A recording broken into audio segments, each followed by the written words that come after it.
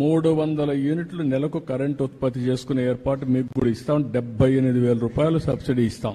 78,000 రూపాయలు సబ్సిడీ వస్తే మీకు అది ఇంకొక 70,000 80,000 అదనంగా ఖర్చు అవుతుంది. మీరు అది పెట్టేసుకోగలిగితే ఇన్స్టాల్మెంట్ బ్యాంకుల్లో డబ్బులు ఇప్పించేస్తాం. మీరు ఆ డబ్బులు తీసుకుంటే మీరు ఇప్పుడు కట్టే కరెంట్ లో తక్కువ, దాంట్లో 70-60% ఇచ్చేస్తే 50% ఉండొచ్చు. ఇన్స్టాల్మెంట్ వర్కౌట్ చేయమంటున్నాను. అప్పుడు ఏమవుతుందంటే మీకు 4-5 సంవత్సరాల్లో మీ అప్పు తీరిపోయి తర్వాత కరెంటు ఉచితంగా మీరు చేసుకోవడమే కాకుండా ఇంకా ఎక్కువ ఉత్పత్తి చేస్తే తిరిగి డిపార్ట్మెంట్ కి ఇస్తే మీకు అదనపు ఆదాయం వస్తుంది. ఇది ఒక మార్గం. రెండో మార్గం, 200 యూనిట్ల వరకు మీరు కరెంట్ ఉత్పత్తి చేసుకుంటామంటే ఓసీలకు కూడా ఇచ్చేసి నేనే డబ్బులు ఖర్చు పెట్టి అవి కూడా ఇచ్చిన తర్వాత 55,000 రూపాయలు అదనంగా అవుతుంది.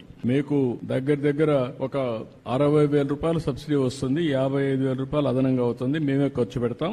మీకు మిగిలిన కరెంటు మాకు ఇస్తారు. ఆ కరెంటు నెల వారీగా లెక్కేసుకుని మీకు చెప్తా ముందుగానే ఇంత వచ్చిందని. దానిపైన 3 ఏళ్ళు 4 ఏళ్లలో మీ అప్పు తీరిపోతుంది. ప్రస్తుతం ఉచితంగా కరెంట్ వస్తుంది. 3-4 ఏళ్ల తర్వాత మీకు అదనపు ఆదాయం వస్తుంది. మళ్ళీ దాని మీద మీరు డబ్బులు ఒక్క పైసా లేకుండా మీకు అదనపు ఆదాయం వచ్చే విధంగా చేస్తాం.